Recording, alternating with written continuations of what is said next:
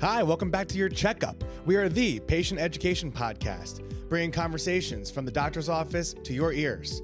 On this podcast, we try to bring medicine closer to its patients. I'm Ed Dulesky, a family medicine resident in the Philadelphia area. And I'm Nicole Rufo. I'm a nurse. And we are so excited that you can join us again today. We certainly do have some updates for everyone. Yeah, we do. Yeah. Our intern's fine. Our intern's fine. He just had surgery this weekend. He did. Turns out that he tore his dog equivalent of his ACL. It was so sad. It was actually really sad.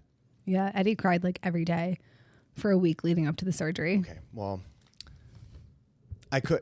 we could probably, do I tell them that you do this all the time, where you flip things around and make it seem like it's something I did? Well, we were both really upset. We were scared, but we're really grateful. We were like, it was a whole surgery, and he has a plate in his little knee. He does. Some screws. He got taken care of like terrifically during this whole did. process, though. Yeah, they were really great. And like, and honestly, to me. Well, yeah, to you. I mean, you've given our intern literally every possible thing he could possibly need to succeed, and you got him in to see the people he needed to see as quickly as possible. I just wanted to take a second and recognize that. But I mean, what you were going to say? What was I going to say? Oh, we're 2 days after surgery. He got surgery Friday. Today's Sunday. And we're not allowed to walk him. We can only take him outside to go to the bathroom, but I feel like he's walking better today than he was even before surgery. Yeah, it's awesome. And he peed and pooped, which was kind of driving us nuts for 24 hours. Mm-hmm.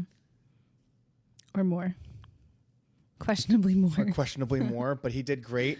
We did not have to spend our Sunday at the vet emergency.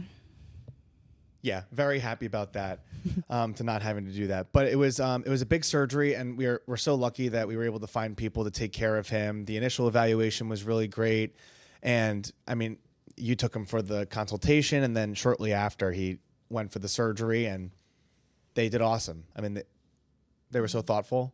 He was a star. Yeah, they all love him there. Until the end, where it seemed like he was getting a little grumpy, but you know. He was. Well, he thought his dad would be out of work earlier. See? Oh, there he is. If you could hear, he still made an appearance. Now he's got this bigger crate. Yeah, we have a whole first floor setup for him. So he has a brand new crate. It's like his apartment downstairs. Have a brand new memory foam bed with his blanket over top. It's like his little den. He's got an airplane travel pillow to prevent him from gnawing at the incision site. Except I came down last night early this morning at 4 a.m. and his cone was off. Don't tell his vet. Right. So now he's going to go back to the cone of shame. Yeah. Nightly. But I guess the hot take this week is that the TPLO might be a good surgery.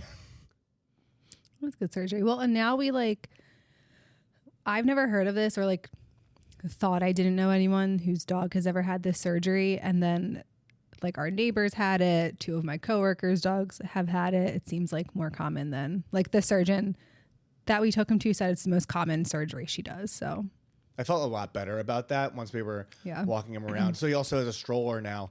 And oh yeah, we got him the stroller pre-surgery for about a week and a half, 2 weeks. Yeah. He loves that. I can't wait to put him back in it. It's parading around Center City. Mm-hmm. He's not aggressive towards other dogs anymore. That's because he's better than everyone. And he's just riding around, going to Washington Square Park, and then he's just parading around there. Yeah, we got a stroller. Honestly, you would think we had a newborn in this house. Do we have a newborn, or did our dog just have surgery? Buddy. But he's got lots of meds too, and he's sleepy. He does. From them. He loves the trazodone. Human grade medication. It's awesome. All right, so we're going to... Oh, wait, no. We have another announcement. What's that? That's probably bigger than Ollie. I'm just kidding. Nothing's better than Ollie. But we got me a boom arm. Oh, yeah. I didn't know if we were going to save it till the end, but... We'll be here on Wednesday. We finally got Nikki a boom arm. No thanks to any from donations. This is all private equity. Yeah, no thanks to you guys. But I'm getting this all for free. but finally got her a boom arm. So now her neck will stop having issues at night when she wakes up craning from recording all day, every day. So that's awesome. We got the boom arm. So 2 big updates for you. And as life has it, it was a big week last week with taking care of Ollie. And, I've gone back into the hospital for longer shifts. So it was a little tricky to come up with an episode this week, but we definitely didn't want to leave any loyal listeners hanging on Monday. Getting a little ditty today. So we're getting a little ditty today. It's still in the theme of the weight loss and nutrition and eating plans. But in thinking about our other episodes, there were just a couple things that we wanted to add. And I've also been doing some extra learning. Oh, yeah. Eddie's getting, what is it? I'm trying to get a board certification in obesity medicine. Yeah. So he's been studying, watching all these lectures. They actually seem pretty interesting. They are. From what you tell me. Yeah.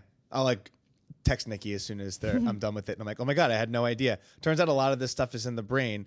And maybe as the years come and, I learn more about it, then we'll be able to share more. But some of these tidbits are from these early lectures. So, and things that we wanted to highlight that we've discussed already, but maybe didn't feel like we put to the forefront. So what's the first point that we want to discuss today, Nikki?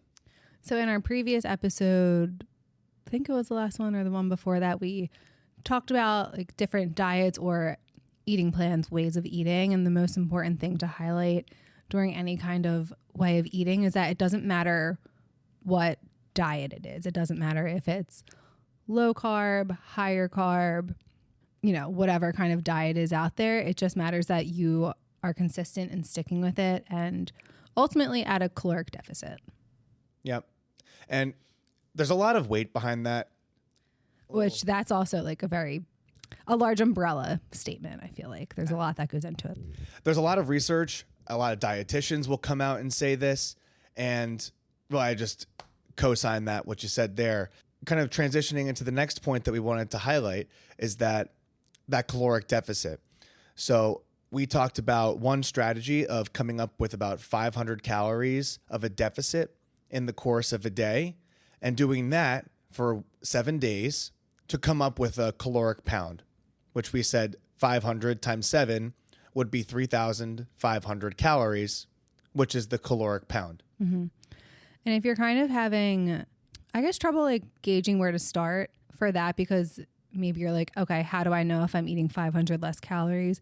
Maybe start tracking what you're eating just normally throughout the day without kind of giving much thought to it to kind of see where you are. And then from there, then you can work on taking away however many calories. Absolutely. That's a great place to start. I think some people may change their behavior once they start to do that. And it works for some people. It doesn't. It kind of goes in the same vein as weighing yourself every day, which I think for the right person can be a strategy. But for the wrong person, I think it's kind of detrimental. Yeah. So we're talking about this calorie deficit, and that's all well and good. But something that was really interesting that I learned, which kind of pays homage to the obesity set point episode, or some people call this the weight equilibrium. Just a reminder is that your body wants you to stay the same weight. But this lecture was really cool because it gave numbers to how things work. And what are those numbers? This was actually really cool. Yeah. So they did, and kind of infuriating at the same time. Infuriating. So before we enter into this concept, I'd like you to think about the basal metabolic rate, seeing that your body is burning calories from quite literally just sitting there. So think about that, and also think about your body has a certain drive of how much food that it wants to survive. So what they did in this study was they used statistical models, and they determined that for every kilogram of weight that you lose, your basal metabolic rate slows down 25 calories.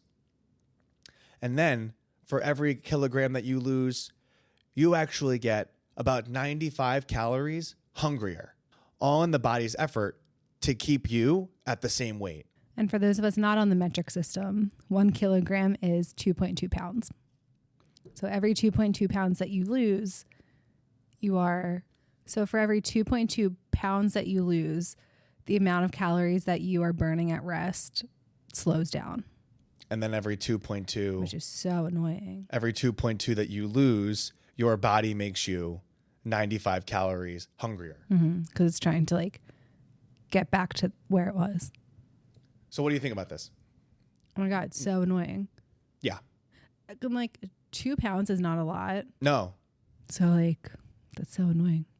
But I think it goes to like, it takes a look at why weight gain is so high. Like when, because there's weight loss and then there's weight maintenance. And there's so much energy that goes into even maintaining a weight. So I think this is a great commentary on that. I think hopefully it normalizes the whole process, right? I mean, like it's hard, but now there's like some numbers that are backing it up. I thought this was like a fascinating little tidbit of information to learn. So in our next episode, we're not done yet, but in our next episode, we're going to talk about what the medications might do to either one of those numbers there. Ooh. So I know earlier we said that there's no structure of a diet that will actually give benefit, like whether it's high carb, low fat, high protein. It's all so confusing, and maybe each of them has their own individual components, but when compared against each other, those didn't result in any weight change. But there were studies that showed two things when they were compared against each other. One group gained weight and one group didn't. What were those two groups? The two groups were, one group was eating a diet that consisted processed foods, and then the other group had a diet that had no processed foods. And the study showed, I don't know if there were like specific numbers in this study when you were reading this, but at the end of the day, the group that was eating the processed foods gained weight. And the group that was not did not gain weight. Yeah, and they tried to make everything as equal as possible. Like they didn't like equal calories. Yeah. Equal everything. And everyone ate to being satisfied. They all rated the same when they were asked about all these things, but the people who had the processed food just ate more and had more calories, which is like kind of like not rocket science, but it just really gets at the fact that if it comes in a bag or if it's wrapped up, maybe you think twice about it. This can get a little tricky though, because I think there are a lot of like processed foods that are labeled as healthy too. Yeah, it's all marketing. It is a lot of marketing. But I thought that was an interesting thing because they compared keto, they compared Atkins, and they said like all of these different diets, and they're like none of them mattered. But when it came to people who only ate unprocessed food or minimally processed food, really did well, and especially in the weight loss category. So that was another thing. There was another set of lectures that we talked about, or that I was learning about, that actually shows that maybe when you eat the majority of your food might matter. Oh yeah, this was also cool. And that was the one where if you ate the majority of your food like in the morning or with breakfast, had like a bigger meal, medium-sized meal for lunch, and then smaller meal for dinner. Yeah. Right. And like one calorie breakdown of that they offered was like 700 calories for breakfast, maybe 500 for lunch, and 200 for dinner. And I feel like a lot of people probably think about like not eating after 8 o'clock, and like that's a common way to try to get yourself to eat less. But it was trying to link it up with your circadian rhythm and when you're most active throughout the day, using your food as energy.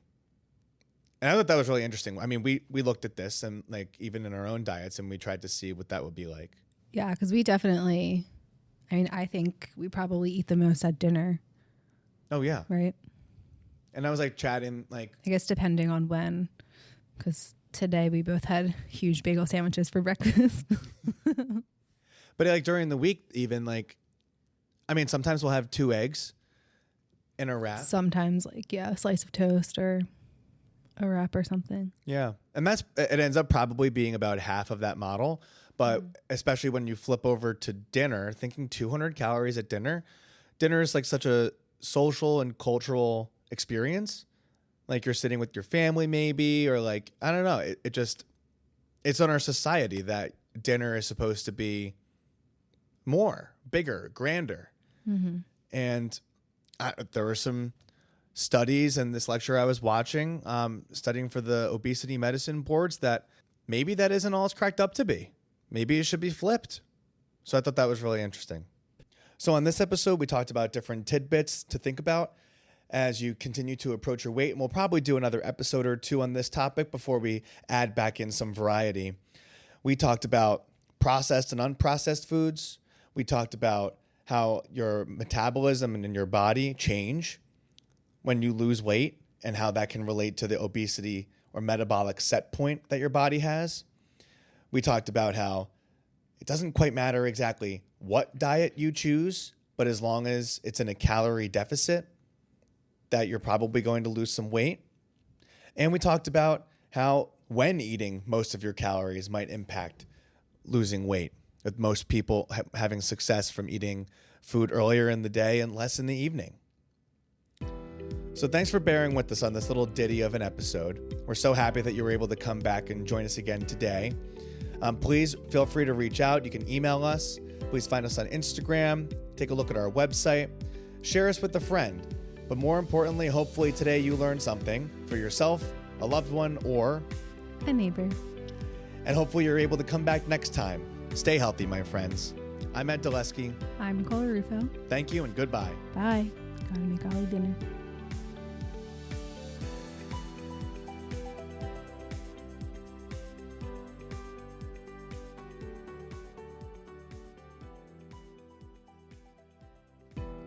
This information may provide a brief overview of diagnosis, treatment, and medications. It's not exhaustive and is a tool to help you understand potential options about your health. It doesn't cover all details about conditions, treatments, or medications for a specific person. This is not medical advice or an attempt to substitute medical advice. You should contact a healthcare provider for personalized guidance based on your unique circumstances.